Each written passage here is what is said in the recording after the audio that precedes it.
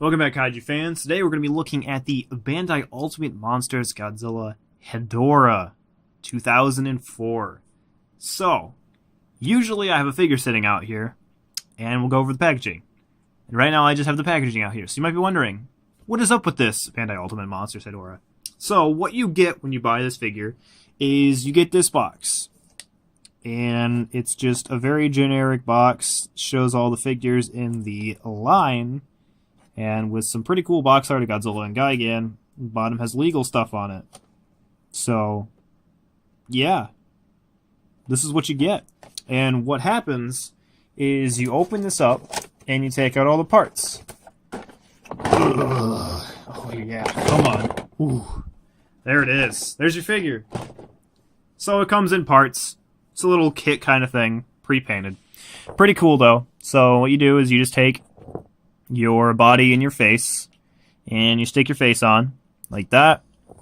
And then you take your butt-tail portion and your tail portion, you stick them in there.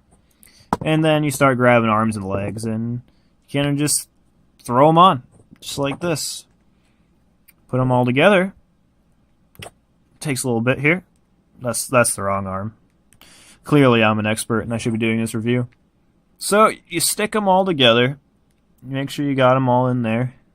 Nice and tight so you don't have any fallout. There you go. Boom. All together. And you get a pretty good looking figure, I'm not gonna lie. So this is it. The Bandai Ultimate Monsters Hedorah 2004. And it's a smaller figure. It's like 5 inches tall, which is totally fine because Hedorah was smaller in the movie. So, like I said, it's a kit kind of thing. It's very hard plastic, which is good in some aspects. For the detail, all of the little sagging and spiky and goop portions, they're all really crisp and like finely detailed. And you get awesome painting by the assembly line.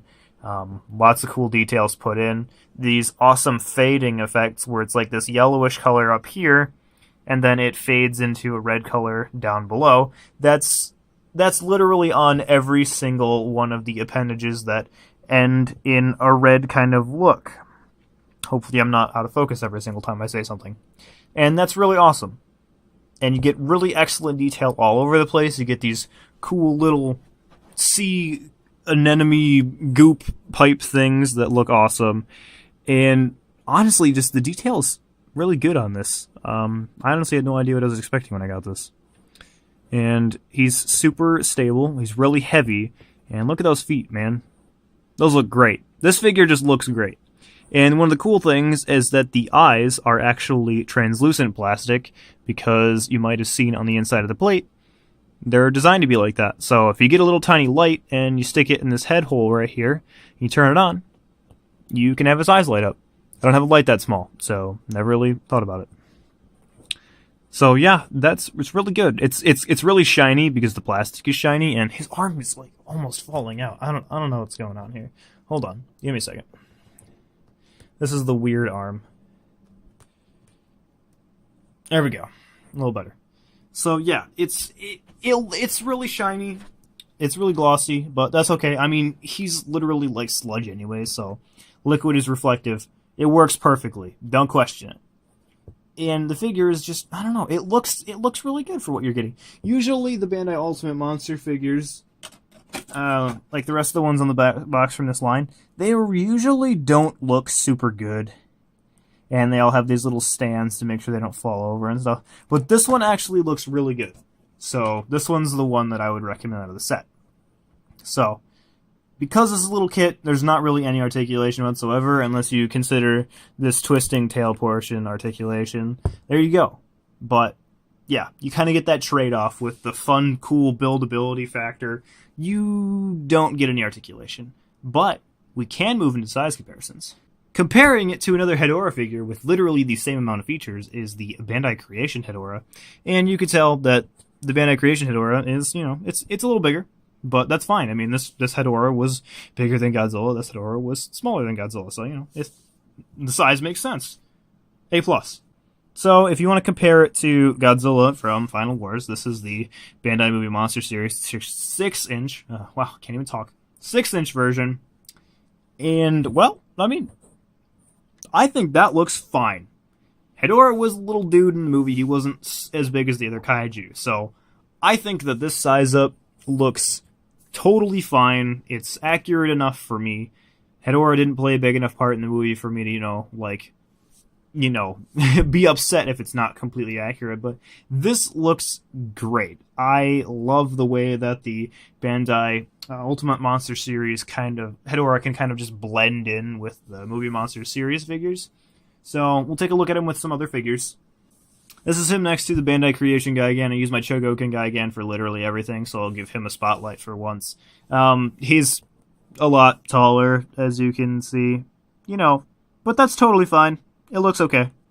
Here he is next to the original release of the Movie Monster Series, Anguirus, from the film. They're both little monsters. It looks fine. And then we can just throw Rodan in there, just for fun. Rodan is almost like the same height, minus the depth perception thing, making him look gigantic in comparison. But, it looks fine.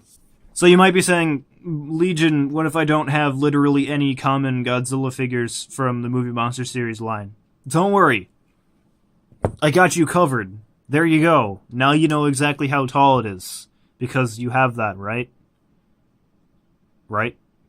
So all in all, this is a cool little dude. I love this figure. It serves its purpose of being a mostly accurate representation of Hedorah from Godzilla Final Wars. We don't have a Bandai vinyl that fulfills this kind of missing void, so this is perfect. This is absolutely perfect. This blends right in. I use it just, next to all my other Bandai figures. And, nobody really ever notices that it's, not the same thing. Obviously, the seam on this arm is a little bit more visible than the rest, but that's totally fine. I mean, it comes in pieces in a box, and it's fun to put it together, so why would I complain? You know what I mean? Would I recommend getting this thing? Absolutely. Is it harder to find? Absolutely. I have no idea what the rarity of this thing is because I hardly ever see it anywhere. But I don't think it was any more than $20 when it originally came out. I don't think anybody's going to ask for a bunch of money for this figure. So if you like the figure and you see it for sale somewhere and you don't have a Hedorah for your Final Wars fantasies, go ahead. I would say pick it up. It's an exceptional figure for what it needs to be. But that's going to be it for this review, guys. Thank you so much for watching. Let me know what you think of the Bandai Ultimate Monsters figures if you're a fan of them, or if you think they look like trash. Get it? Trash? Garbage? Just never mind. Thank you for making it to the end of the video. I appreciate it a lot. As always, liking, commenting, and sharing really helps out my channel. And make sure you're subscribed if you want to stay up to date on the latest kaiju news and crisp reviews.